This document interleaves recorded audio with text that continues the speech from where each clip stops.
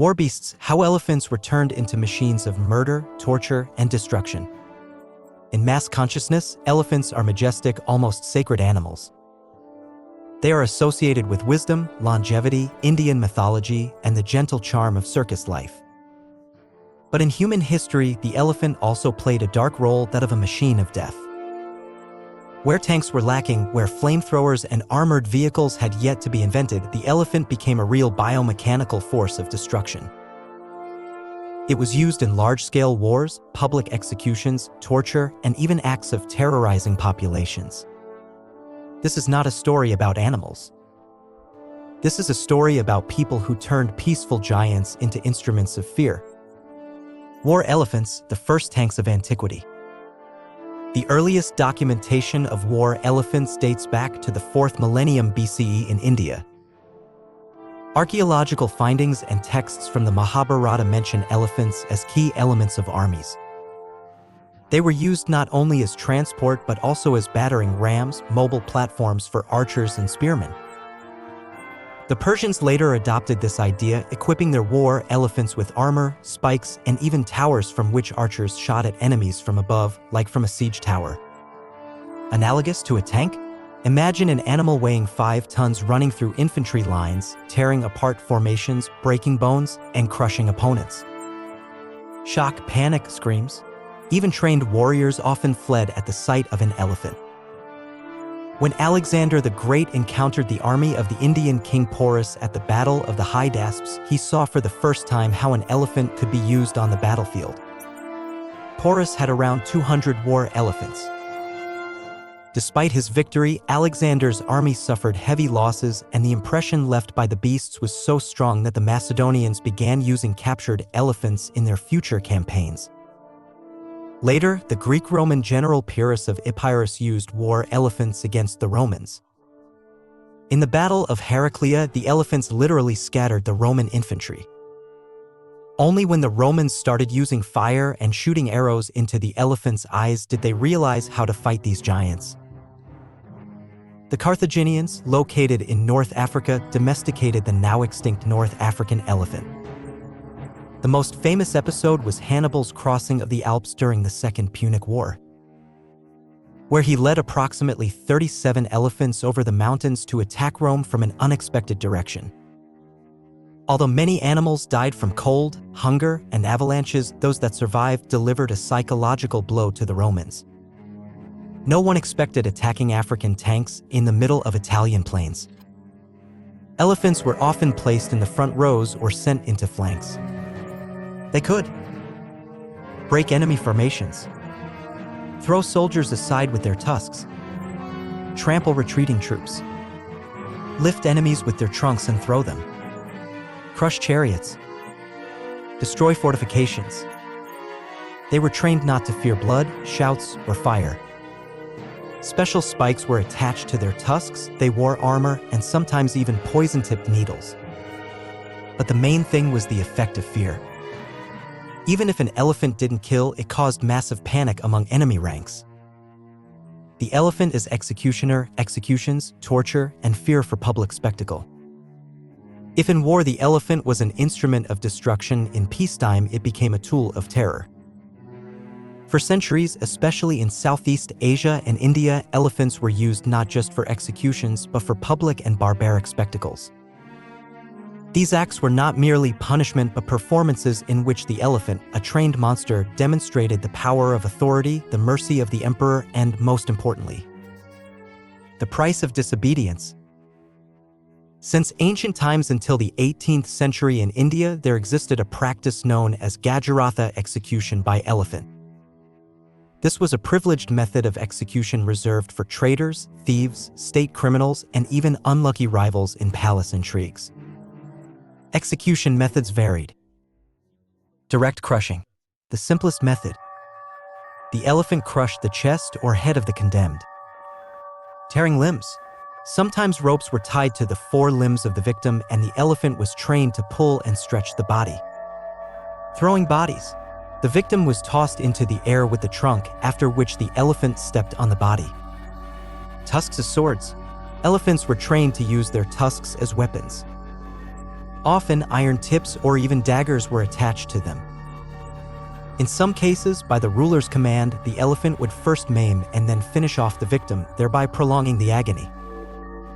One foreign traveler in Mughal India, French physician François Berrier, described such an execution at the court of Emperor Aurangzeb. The condemned was brought before the elephant, which, upon the driver's command, crushed him like an eggshell, then stomped on the body several more times. The crowd rejoiced. In Siam and Burma, the practice of executions by elephants was also widespread. Here, the spectacle and intimidation were as important as the act itself. Interesting fact, elephants were trained not to kill immediately. For example, in Siam, they would stomp on a person until near death, but not quite dead. This prolonged suffering and instilled horror in the spectators. Then the trainer would command the elephant to deliver the final blow, a sign of mercy through death from the ruler. Other variations included the elephant tossing the body into the air multiple times before crushing it, using sharp blades fixed to its tusks. In some cases, victims were hung upside down while the elephant hit them with its trunk or tore off limbs. Although the use of elephants wasn't as widespread in China as in India, such practices were recorded in southern regions influenced by Burmese and Laotian cultures. Historian Fu Jun describes how during the Ming Dynasty, General Gao Bian used elephants to execute prisoners of war. Especially terrifying was the stomping on living benches. Several condemned individuals were stacked atop each other, and the elephant crushed all 3 or 4 at once. Elephants were also used in Persia, especially during the Sassanid period. In addition to regular executions, ritual tortures were carried out where, for example, the elephant pressed the victim's foot against a heated bronze plate, causing prolonged suffering. This was done in the presence of priests, aristocracy, and the public. Horribly but true, deadly executions could last up to 3 hours. The elephant received step-by-step commands, first to strike, then to stop, then to play with the body like a cat with a mouse. This required a high level of training but made the spectacle unimaginably brutal. In ancient Rome, elephants were more commonly used in gladiatorial games. Although there were documented cases of elephants being used to execute slaves and barbarians, especially in eastern provinces. For instance, in Egypt and Palestine, local satraps staged public executions involving animals. Historian Josephus Flavius mentions how in Alexandria, elephants were used to trample Jews who refused to worship the emperor's statue. In some cases, hallucinogens were given to elephants to make them behave aggressively and unpredictably. The practice of elephant executions lasted until the mid-19th century. The last documented cases occurred in Siam in the 1860s. Only with the arrival of European colonial administrations were these executions banned. The British, having conquered India, were shocked by these living guillotines and worked to end them. Yet unofficial executions still took place in villages as late as the 1870s, with locals considering the elephant a manifestation of justice and karma. The elephant is not only tusks and mass. It is a symbol, a myth, a cultural code.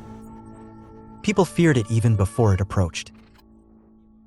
Its very presence could demoralize an army, break the will of the enemy, and cause mass flight before the first blow was struck. In this chapter, we explore how the elephant was transformed into a psychological weapon far more dangerous than any torture. In some cultures, the elephant was seen not as an animal but as a messenger of divine will. In Hinduism and Buddhism, it was associated with deities, but in the context of punishment, it was not merely an executioner but karma in action. A criminal executed by an elephant was considered eternally cursed. Sometimes a ritual of consecration into damnation preceded the execution. Texts about reincarnation as an insect were read over the victim, and then the elephant crushed him, as if confirming nature's sentence. Psychological effect: many condemned lost their minds even before the execution began. There are records of prisoners banging their heads against walls or begging for immediate death to avoid meeting this living god of justice. Sometimes the elephant did not kill. And it was not supposed to. The idea of execution through anticipation was an ancient mechanism of psychological pressure. Methods. The victim was tied to a post around which a trained war elephant circled.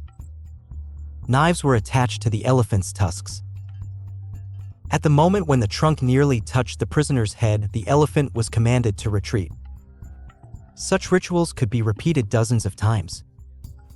This was not for execution, but for breaking the will, extracting confessions, or humiliating publicly. In Mughal chronicles, there is a description of an official accused of corruption who was not killed but brought before an elephant and subjected to such a spectacle. The next morning, he voluntarily gave away all his property and confessed his mind couldn't withstand the stress.